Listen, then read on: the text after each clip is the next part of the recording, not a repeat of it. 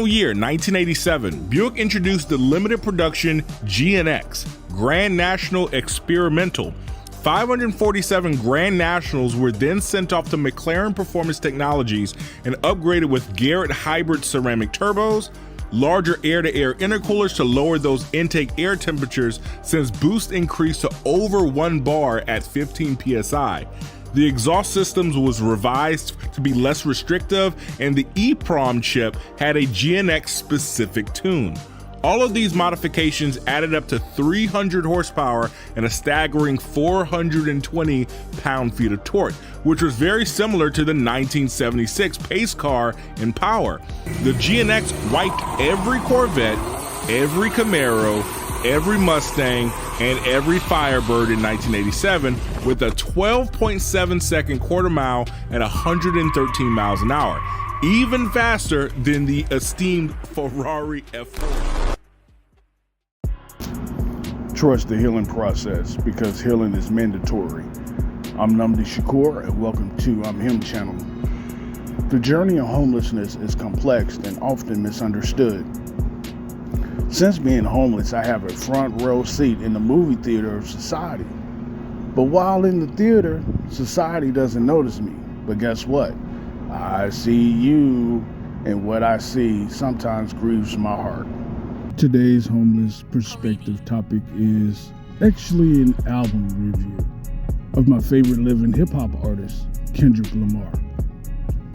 As a homeless person, music has been my place of refuge and peace. But lately I've been listening to a lot of music from the 1970s. In my honest opinion, the 70s created some of the best music. I've been listening to 70s Japanese funk and jazz grooves, 70s jazz grooves from the United States, Black liberation jazz, spiritual jazz, funk, soul, Cuban, Indonesian jazz and funk, and also funk and jazz and soul music from the 70s, from the Motherland, Nigeria and Ghana to be exact. But at my core, I'm a hip-hop head. But me and hip-hop haven't been on the same frequency lately, especially the mainstream hip-hop, which is really hip-hop. However, I do have a small circle of current hip-hop artists that I listen to. Artists like Dear Silas, Norman Sann, Larry June, Payroll, Giovanni, LES, $, Ciroc, Planet Asia, Killer Mike, Rapsody, just to name a few. Now, my top 5 MCs are number 5, Bun B of UGK, number 4, Rapsody, number 3, Black Thought, number 2, Kendrick Lamar, and number 1, Tupac. Now, I was first introduced to Kendrick by the Section 80 album via Cushion Corinthians back in 2011. I knew it was something different about this Kendrick kid. Then he drops Good Kid in the Mad City. Now, before I continue, I'd just like to add that before doing this review, I decided to jump on YouTube to see other album reviews of the GNX album. I saw a lot of channels referencing books to read on West Coast hip-hop culture, channels focusing on so-called dismentions in the album, or just simply not addressing the elephant in the room, which I will discuss later.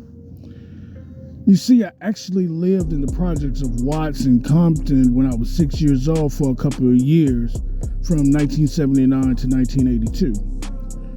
Now, my first day in Watts, I saw my cousin Tony get chased into the living room by some bounty hunter bloods. He was a Grape Street Crip. They beat him to a pulp in front of his own damn grandmama. Now, after they finished serving him, his grandmama told him, "Boy, get your ass up and chew my pack of gum." You see, Tony's grandmother was a dope fiend. She was a heroin addict. She shot the dope underneath her tongue, so she had to chew the gum to keep from gnawing a hole in her tongue. She was a diabetic, therefore Tony was a designated gum chewer to chew the sugar out the gum. They didn't have sugar-free gum back then. Now, the musical landscape back then in Cali, shit, man, it was lowriders and Cadillacs bumping GQ, I do love you, in one way, Cutie Pie, and of course Roger and Zamp, more bounce to the ounce. Now it was the projects of Watts where I saw black men lifting weights with wife beaters on, a dice game on the side, and the pimps, hustlers, and drug dealers having a pissing contest about who got the most bread and the baddest bitches. All the while, ain't no stopping us now, blasted through the speakers. Here it is, a little black boy from the South, Little Rock, Arkansas, being exposed to the elements of the West Coast ghetto culture at just 6 years old. Good Kid, Mad City resonated with me. Now, To Pimp a Butterfly, it's my hip-hop Signs of the Times by Prince. Of course, Prince is my favorite artist, period. Then bam, Kendrick drops Damn. I must say, the song Fear was my confirmation that Kendrick Lamar is God sent. The song Fear is a perfect depiction of my childhood growing up in the projects. I'm still going through the healing process from the trauma of being verbal and physical abused, hearing gunshots through the night, being sexually molested when I was 5 years old, and overcoming the fear to be who God called me to be. Then Kendrick drops Mr. Morale and the Big Steppers. I'm still in awe of that album.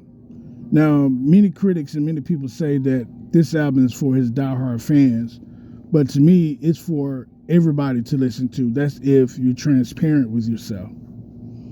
Then he drops GNX. This is a full, complete album. 12 songs with at least 11 of them can be dropped as singles or have a big budget video. Now, I won't break down every song or decipher the concept or lyrics. However, I will discuss the general hip-hop population tendency to tiptoe around the elephant in the room. And that elephant in the room is black liberation from cultural appropriation and assimilation in the black American popular culture. Now, it's clear to me this has been Kendrick's message throughout all of his albums. You cannot separate Kendrick Lamar from black liberation. I'm 53 years old. Now, I've been black a mighty long time, and I know what black culture looked like.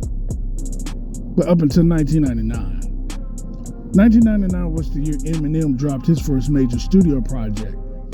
But before 1999, I had a lot of white friends that played in like small garage bands or cover bands. Now, they listened to hip-hop music, but they didn't respect hip-hop music. They liked the music due to their perception of the rebellious spirit and their interpretation of the rebellious spirit in the music. They didn't respect the culture because they said that hip-hop wasn't musicians. They didn't use live instruments in the music. Interesting. Now, the GNX album, to me, it's a statement that you can be relevant in the American popular culture without being a part of the American popular culture. You see, Kendrick Lamar is an artistic expression on how different cultures, races, and ethnicities can coexist without assimilating and cultural appropriation. Kendrick is trying to tell black people all over the globe that it's time for us to change our black American popular cultural narrative. One way is to reincarnate. In other words, it's time for us to tap into the spirit of our ancestors who created American popular culture in the first damn place. From jazz, blues, rock, soul, funk, American popular culture came from us. And our culture wasn't rooted in savagery, debauchery, and ignorance, which is the lost identity of ourselves. Our American popular culture, our black American popular culture, is the expression of our plight and struggles, which was expressed through music, dance, literature, art, intellectuals, and spirituality. in this foreign land and society that we call America. And we have fun expressing ourselves through these arts and through our culture. So thank you, Kendrick, for reminding us who we are. We are the original civilized humans on the planet Earth. And it's time for this new generation to pick up the torch and run with it and create greatness like Kendrick has been doing.